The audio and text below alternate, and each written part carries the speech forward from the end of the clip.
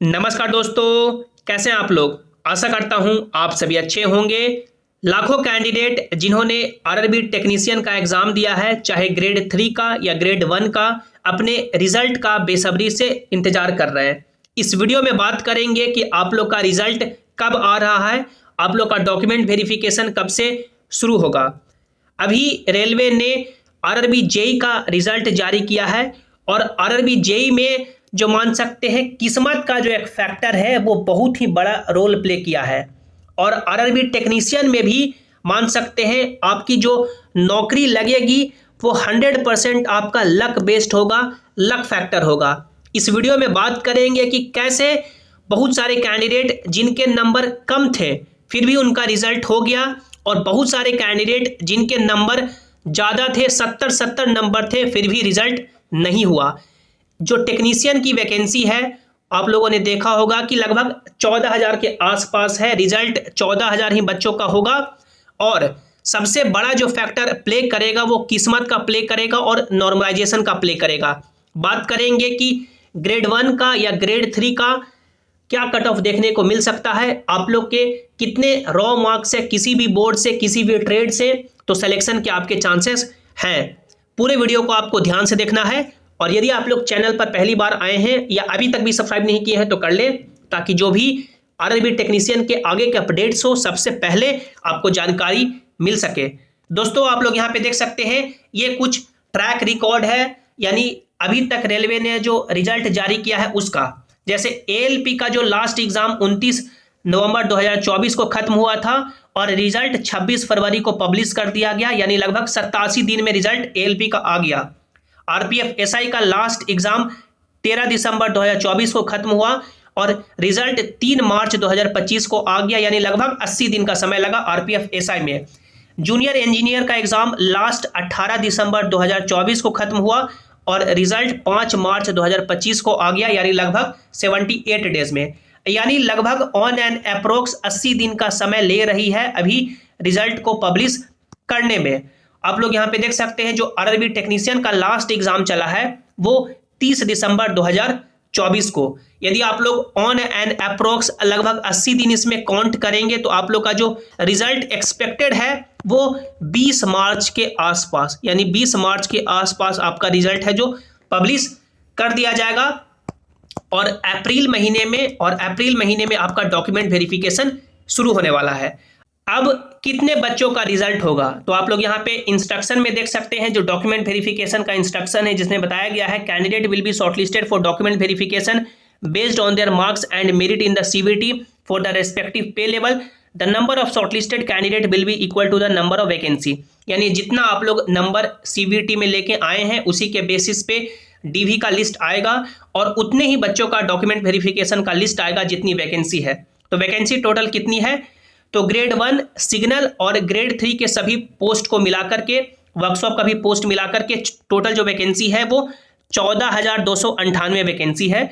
और डीवी का जो लिस्ट आएगा वो 1:1 रेशियो में, यानी जितनी वैकेंसी है उतने ही बच्चों को डीवी के लिए शॉर्टलिस्ट किया जाएगा, यानी रिजल्ट आएगा, यानी रिजल्ट जब भी आएगा तो 14,298 बच्चों का ही रिजल्ट होगा। इसके बाद हम लोग आगे बढ़ें और बात करें कि लक कितना फैक्टर प्ले करेगा आपको जॉब दिलाने में। आप लोग यहाँ पे देख सकते हैं ये एक कैंडिडेट का आरआरबी जेई का स्कोर कार्ड है। इनका आप लोग देखें pro rated score out of 100, यानी जो रॉ स्कोर है 100 में से इनका बना है 53, ठीक है। नॉर्मलाइज्ड मार्क्स हो गया है 64, यानी लगभग 11 नंबर का नॉर्मलाइजेशन का फायदा मिला है, और इनका देख सकते हैं सिलेक्शन हो चुका है सीवीटी 2 के लिए।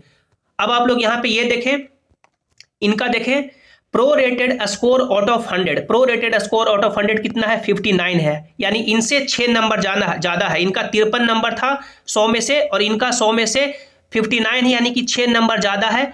नॉर्मलाइजेशन में 7 नंबर का फायदा हुआ, और इनका रिजल्ट देख सकते हैं 9, यानी रिजल्ट नहीं हुआ। तो नंबर ज़्यादा है, नॉर्मलाइजेशन कम हुआ और रिजल्ट नहीं हुआ। इनको नॉर्मलाइजेशन में 11 नंबर का फायदा हुआ, इनको नॉर्मलाइजेशन में 7 नंबर का ही फायदा हुआ और रिजल्ट नहीं हुआ। जो रॉ स्कोर है ज़्यादा है ना, 6 नंबर रॉ स्कोर ज़्यादा है, आप लोग देख सकते हैं रिजल्ट नहीं हुआ। इसके बाद आप लोग बैड लक एक और का देखें, जिसमें देख सकते हैं इनका pro rated score out of 100 कितना है, 70 है, यानी कि 100 में से कितना नंबर है, 70.48 है। और नॉर्मलाइज मार्क्स देखें 70.48, यानी नॉर्मलाइजेशन में 0 नंबर का फायदा हुआ।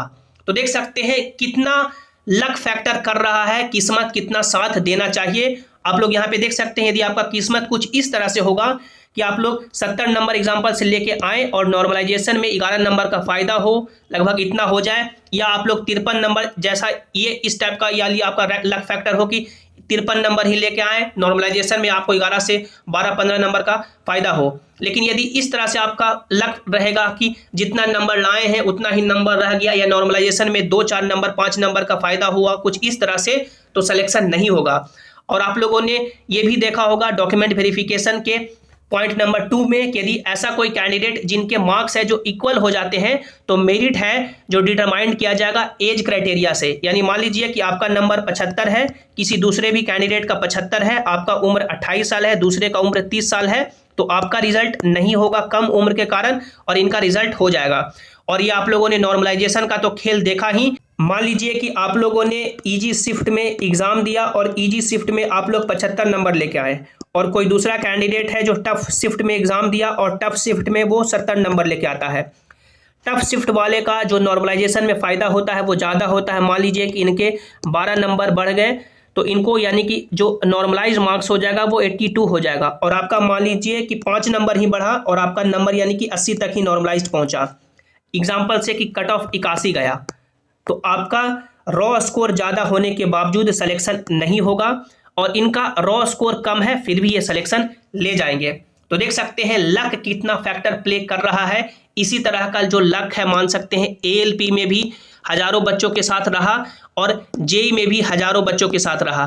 टेक्नीशियन का तो एक ही एग्जाम है, एक ही एग्जाम के बेसिस पे नौकरी लगनी है। एक बार भी लक यदि फेवर कर देगा तो समझ सकते हैं नौकरी हो जाएगी।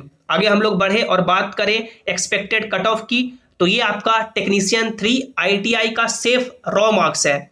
जितना हम लोगों ने ALP का कट ऑफ प्रिडिक्ट किया था, सेफ रॉ मार्क्स प्रिडिक्ट किया था, जितना हम लोगों ने RRB JEE का और RPF SI का, उतने नंबर पे रिजल्ट हुए हैं। JEE का हम लोगों ने बोला था कि 50 से 60 नंबर के बीच में है तो रिजल्ट होगा, और हजारों बच्चों का रिजल्ट हुआ है। ALP में भी बोले थे कि जिनका नंबर 40 के आसपास है उनका रिजल्ट होगा, हजारों बच्चों का रिजल्ट हुआ है। इसी तरह से ये आपका टेक्नीशियन 3 ITI पे जिन्होंने फॉर्म भरा है उनका सेफ रॉ मार्क्स है। अभी आप लोग नोट कर ले या स्क्रीनशॉट ले ले, जब भी रिजल्ट आएगा तो आप लोग स्कोर कार्ड भी हम लोग शेयर करेंगे। इतने नंबर के आसपास यदि आपके हैं तो हजारों बच्चों का इसमें भी रिजल्ट होगा। यूआर कैटेगरी से हैं और 75 नंबर के आसपास है, OBC 70, EWS 65, SC कैटेगरी 62 और ST कैटेगरी 60। तो चांसेस है कि आपका नाम मेरिट लिस्ट में देखने को मिलेगा। यदि आप लोगों ने टेक्नीशियन 3 का 12th बेस पे फॉर्म भरा है और आपके नंबर यूआर कैटेगरी से 80, OBC से 76, EWS से 70, SC कैटेगरी से 70 और ST से 67 है, तो चांसेस है कि आपका नाम मेरिट लिस्ट में देखने को मिलेगा। उसके अलावा जिन्होंने टेक्नीशियन ग्रेड 1 सिग्नल से अपना फॉर्म भरा है, यूआर कैटेगरी से 75, OBC से 70, EWS से 67, SC कैटेगरी से 65 और ST कैटेगरी से 63, तो चांसेस है कि आपका नाम मेरिट लिस्ट में देखने को मिलेगा। टेक्नीशियन में भी जो 10 से लेकर के 20 नंबर तक नॉर्मलाइजेशन का फायदा मिलेगा। अब नॉर्मलाइजेशन में किनको 5 नंबर मिलेगा, किनको 7 नंबर, किनको 10 नंबर, किनको 15 नंबर, वो इस बात पे डिपेंड करेगा कि आप लोगों ने किस शिफ्ट में एग्जाम दिया है। वो शिफ्ट क्या इजी कंसीडर किया जाता है या टफ शिफ्ट कंसीडर किया जाता है, उस शिफ्ट में एवरेज नंबर कितने बन रहे हैं, टोटल कितने बच्चों ने एग्जाम दिया है, आप लोगों ने पीछे कितने बच्चों को छोड़ा है, अलग अलग फैक्टर पे डिपेंड करेगा। आशा करता हूं जितने भी जेन्युइन कैंडिडेट हैं, जितने भी सही कैंडिडेट हैं, भोलेनाथ उनका इस बार सिलेक्शन जरूर कराएं। आप सभी कैंडिडेट नीचे कमेंट में अपना स्कोर जरूर बताएं विथ शिफ्ट, और आप लोगों ने कौन से बोर्ड से एग्जाम दिया है। मिलते हैं अगली वीडियो में, तब तक आप लोग हंसते रहे, मुस्कुराते रहे, अपना और अपनों का ख्याल रखें। और सभी इंपॉर्टेंट अपडेट के लिए आप लोग इस टेलीग्राम जेसिंग क्लासेस से जरूर ज्वाइन हो जाएं, ताकि जो भी अपडेट हो, जो भी नोटिस हो, यहाँ पर आपको मिल सके। धन्यवाद।